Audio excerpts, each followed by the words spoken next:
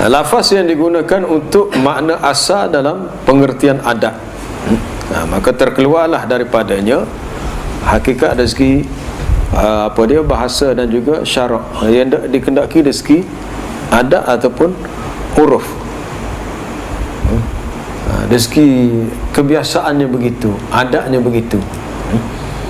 Contohnya adalah penggunaan lafaz dabbah. Dabbah ialah maknanya binatang yang melata, yang mana segi hakikat hurufnya ia merujuk kepada binatang yang mempunyai 4 kaki, hak asalnya gitu. Dari segi huruf yang biasa kita faham dengan dabbah ni binatang 4 kaki, tapi sebenarnya manusia pun termasuk dabbah juga. Manusia pun termasuk dabbah juga, terkecuali dabbah itu ialah burung yang terbang. Wa ma min dabbatin fil ard wala ta'irin yatiru bi janahihi illa umamun amsalukum. Tidak ada seekor dabbah yang melata di atas muka bumi, termasuklah burung yang terbang di udara dengan 2 sayapnya, melainkan mereka adalah umat, yakni makhluk yang seumpama kamu.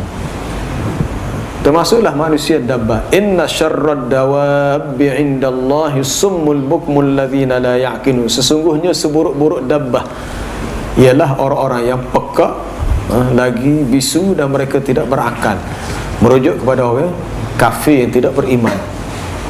Orang kafir tidak beriman dinamakan sebagai dabbah. Jadi manusia juga termasuk dabbah, sebab sifat kita bila kita jalan kaki kita melekat tanah. Tak ada orang jalan kaki di atas udara, mesti melekat tanah. Bila melekat tanah itu panggil dabbah. Dari segi bahasanya gitu. Contoh ialah dari segi uruf apa dia. Perkataan daging. Bila sebut daging, laham tempat kita ni apa dia? Daging lembu dah. Kalau kata kita beli daging sekilo, daging lembu, mesti orang tak tanya daging lembu ke daging ayam ke daging kambing. Bila sebut daging, urufnya, uruf adat kita memahami daging makna daging lembu. Tapi kalau orang yang terima arah tu, mungkin anak kita kata kita dah beli daging sekilo, dia pun keliru daging. Dia akan tanya balik, daging kambing ke? Tapi kalau tak keliru, memang sah dia akan beli daging lembu. Tapi dalam Quran, Allah Ta'ala menamakan ikan dalam laut tu daging. Tu bagaimana lafaz yang digunakan dalam Quran tu sudah terkeluar daripada uruf yang biasa difahami oleh manusia. Itu dalam ayat berapa ayat? Ayat 12 ke ayat 12 surah An-Nahl. Wa huwa alladhi sakhkhara al-bahra litakulu minhu lahman tariyan. Dialah Allah yang mempermudahkan untuk kamu air laut yang kamu boleh makan daripadanya daging yang segar. Lahman tariyan, daging segar. Takkan nak kata lembu kambing duduk dalam laut. Rupanya lahman tariyan, daging segar tu maksudnya ikan yang apa dia kita kata hot fresh lagi. Ikan hot baru higak tu memang sedap. Kalau bakar masak lalu lahman tariyan. Jadi perkataan lahman tariyan, dari segi lurahnya kita faham kambing lah, daging kambing, daging lembu. Tapi rupanya yang dari segi syarak yang Allah Ta'ala kendaki di sini merujuk kepada ikan. Merujuk kepada ikan. Jadi dia boleh lari pengertian. Sebab tu kena faham dari segi apa yang dia kendaki. Perkara ini sebenarnya dari segi apa dia, dari segi kalau kita belajar sekali lagi qawaid fikih. Qawaid fikih ni dikait rapat dengan usul fiqh. Banyak contoh-contoh yang apabila seseorang ni buat gini, dia maksudnya setara mana. Adakah kalam ni jatuh kepada qasam, sumpah ke? Adakah kalam ni setara ni? Tu nak faham benda tu, dia kena tengok dari segi kalam tadi, hakikat ke majaz. Kalau hakikat tu adakah hakikat syar'iyah ke, lughawiyah ke, ataupun urfiyah, uruf.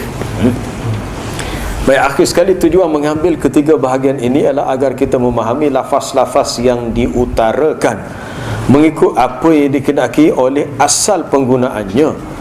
Kita memahami lafaz yang diutarakan oleh ahli bahasa mengikut hakikat lughawiyah. Lafaz yang diutarakan oleh ahli syarak, dari segi kaedah yang dikenaki dalam syarak mengikut hakikat syar'iyah. Dan juga lafaz yang diutarakan oleh ahli adat, orang yang faham dari segi kebiasaan, maka ianya faham dari segi urufnya begitu. Uruf ni dia boleh terjemah dengan maksud baik, boleh juga. Berdasarkan ayat di akhir surah Al-A'raf, khuzil afwa wa'mur bil urfi. Al-urfi, khuzil afwa wa'mur bil urfi wa a'rid 'anil jahilin. Berilah kemaafan, suruhlah berbuat yang baik. Uruf ni makna merujuk kepada yang ma'ruf, yang baik, perkara yang diketahui sebagai yang baik. Uruf kita begini, kebiasaan kita begini. Kita ni kalau kita kata naik rumah mesti pecah selipar kasut tangga dah. Mungkin kalau orang barat, orang Eropah, dengan rumah, dalam rumah kali masuk kasut, urufnya begitu. Dia kira tidak salah bagi dia, tapi bagi kita ia sesuatu yang tidak beradab ataupun tidak sopan dari segi uruf kita. Majas tu kita sambung lain kali lah. Majas ni masuk bahagian lain pula. Ada soalan? Dari segi uruf tu dia boleh masuk ke bahagian ke bahagian syarak. Contohnya seperti ni lah. Uruf kita ni pecah selipar, uruf orang tu dia naik kasut-kasut dengan dalam rumah. Jadi syarak ni ada boleh tindak dua. Sekiranya ada dalil yang sorah, yang jelas daripada hukum syarak untuk menyatakan perkara itu sama ada boleh atau tak boleh, itulah sebagai penentu. Kecuali kalau tidak ada penentu. Dalam kaedah fiqh dia ada satu kaedah kuliah berbunyi al-adah muhakkamah. Adat itu boleh dijadikan rujukan sebagai penentu hukum. Adat di sini maknanya uruf. Contohnya, contoh yang ulama sebut adalah al-adah muhakkamah. Kalau nak menentukan tempoh period bagi seseorang wanita itu haid, sebab dalam Quran tak disebut, dalam hadis tak disebut bahawa tempoh haid ni mesti 10 hari, 7 hari, tak, 5 hari. Jadi timbul masalah kalau kita mengaji aqsamud dima, bahagian-bahagian darah. Mau kita orang lelaki tak adalah bagi tina darah, ada darah haid, darah nifas, darah wiladah, darah istihadah. Kadang-kadang setengah tu confuse, dia kata darah haid dia habis dah, lepas tu 2 hari lepas tu ada darah pula. Adapun darah haid dikenali dengan yang berbau busuk dan warna hitam. Tapi rupanya darah waktu terbit 2 hari lepas tu yang mungkin bersifat al-qudrah atau sufrah, keruh dan itu kekuningan, itu ada darah istihadah.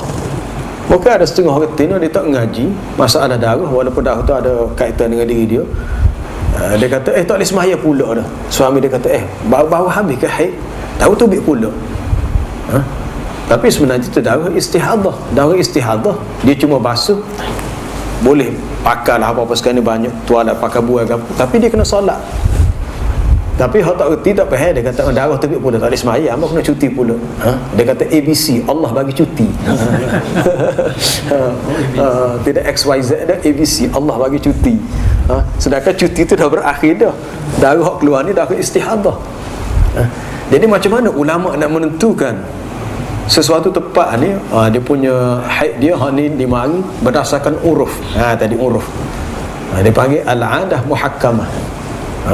Adat tu boleh menjadi penentu bagi hukum. Mungkin kebiasaan orang Melayu kita, darah haid wanita tu seminggu lah biasanya. Mungkin setengah orang tu 6 hari, mungkin ada setengah orang tu sampai 10 hari. Tapi kebiasaan yang kita ketahui biasanya sekitar seminggu ya, 6 hari 7 hari gitu ya.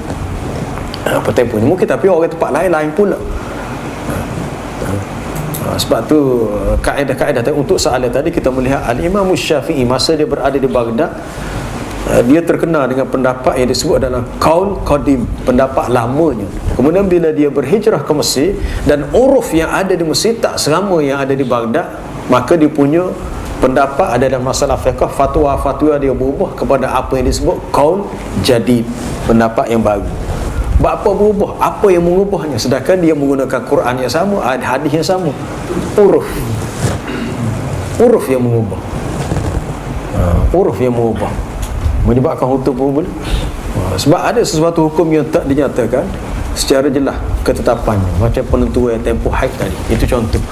Jadi uruf pun ada ada pengaruh jugalah, ada kesan jugalah. Begitu juga dalam mazhab Imam Ahmad, kita akan jumpa kata pendapat ini disebut oleh Imam Ahmad dalam salah satu riwayat ada ataupun al-qaul masyhur daripada Imam Ahmad. Wa qala Ahmad fi ihda riwayatain anhu, dalam salah satu riwayat, dua riwayat dia sebut pendapat. Apa atas seorang imam tu ada 2-3 riwayat? Sebab dia sebut pendapat ni semasa hidup sini, pendapat ni masa hidup sini. Jadi berbeza tempat, uruf juga berbeza, menyebabkan kaedah hukum disebut juga berbeza. Ada soalan lain? Wajahnya kinayah. Dalam hati pula ada. Jadi dia ikut contoh, dia ikut dulu masa. Itu sudah mengenai kalau dia ikut campur. Kalau ada dalam hadis tu biasanya dirujuk kepada bahasa. Contohnya apa dia, satu kalam kinayah masyhur Nabi sebut idza jalasa baina syu'abihal arba' faqad wajabal ghusl. Apabila duduknya seseorang antara 4 anggota, maka wajiblah mandi. Maksud 4 anggota ni, 4 anggota ni maknanya 2 kaki 2 tangan. Mana apabila si suami berada di atas isterinya, dia sebut idza jalasa baina syu'abihal arba', antara 4 anggotanya 2 kaki 2 tangan, maka wajiblah mandi. Thumma jahadaha, kemudian dia bersungguh-sungguh. Nabi menggunakan dia sebab masalah fiqh, boleh kita kata bunyi nampak berunsur seksual. Tapi itulah masalah fiqh, kita kena ngaji. Tok sibuk dulu kata nak buat ada pendidikan seks di sekolah. Sebenarnya dalam fiqh tu ada dah, mana ada. Cuma dia kena cara yang lebih beradab dan sopan. Nabi pun guna bahasa sopan dah. Dia tak sebut secara sarahah, tapi dia sebut bila duduk. Sama juga dalam masalah hukum mandi wajib. Peringkat pertama, dia mari hadis Nabi kata al-ma' minal ma', air daripada air. Air kita mandi wajib sebab air mani yang keluar. Air mani menjadi penyebab kepada air ni. Sebab tu ada, berdasarkan hadis ni peringkat awal, ada ulama mengatakan kalau seseorang bersetubuh tidak keluar air mani, tidak wajib mandi. Hak tu hak pertama, peringkat awal. Sebab berdasarkan hadis al-ma' minal ma'. Tapi muncul selepasnya bahawasanya apabila berlaku persetubuhan, sama ada keluar mani ataupun tidak keluar air mani, tetap wajib mandi. Berlaku sebab atas pemahaman daripada nas. Tapi sama ada kalam kinayah, kalam majaz untuk soalan tadi, dia rujuk kepada lurah faham yang sebaliknya, yang tersembunyi daripada kalam itu. Ada soalan lain?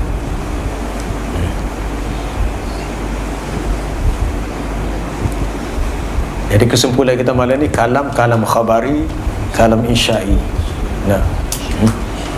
Kalam khabari, insya'i. Hak penting daripada tu nak tahunya ialah adanya perintah dan ada larangan. Kemudian kita pergi kepada pembahagian hakikat, majaz. Ada bahasa dalam bentuk kalam hakiki, dalam bentuk majazi. Dan masing-masing dia ada kedudukan yang tersendiri. Ada soalan lain?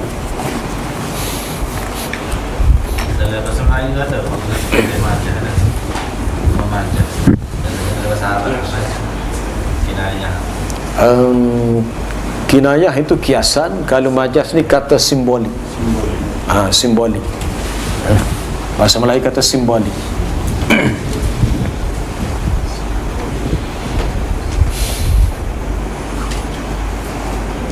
Dalam Quran banyak majaz.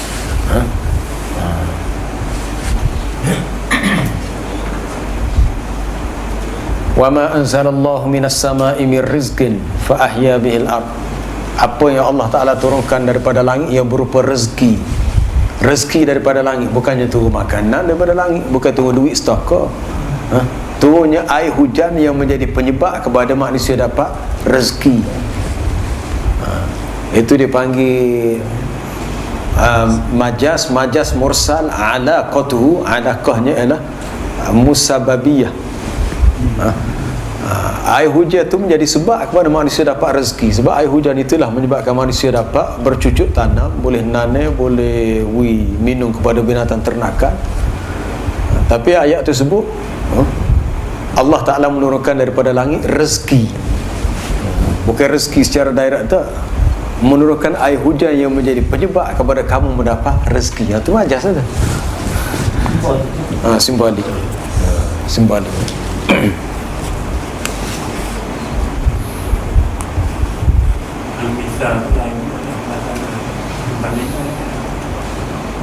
Ya, apa dia? Perbandingan misal contoh. Masal maknanya perumpamaan. Wa daraballahu masalan. Masal. Tapi kalau al-mithalu maknanya contoh. Kalau al-mithal ala sabil misal, for example untuk sebagai contoh misal. Tapi kalau al-mathal, masal maknanya perumpamaan, perbandingan. Itu salah satu uslub lah. Uslub bahasa Arab ialah Allah Ta'ala membuat banyak masal dalam Quran. Masal dia cukup banyak. Masal dia cukup banyak.